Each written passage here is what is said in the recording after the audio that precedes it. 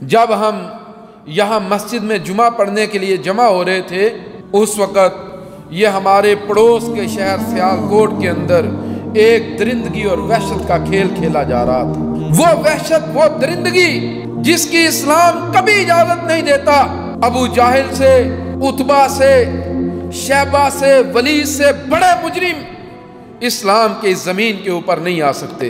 لیکن جب یہ بھی میدان مقتل میں قتل ہوئے تھے تو میرے نبی نے ان کی چہروں کے مسلح کرنے سے بھی منع کیا۔ چاہے کہ آپ ایک پرسپشن پر، ایک الزام پر، ایک جھوٹ پر، ایک پروپیگنڈے پر اندھے ہو کے بھاگ پڑیں اور آپ کسی انسان کی جان چھین لیں، اس کو زندگی سے محروم کر دیں، یہ اسلام نہیں ہے۔ لیکن چونکہ ہم جذبات کے مسلمان ہیں، ہم عمل کے مسلمان نہیں ہیں، ہم اپنے جذبات کی رو میں بہت جلد بہ جاتے ہیں۔ نتیجہ کیا نکلتا ہے؟ ہمیں کوئی آواز دیتا ہے، ہم پاگل ہو جاتے ہیں۔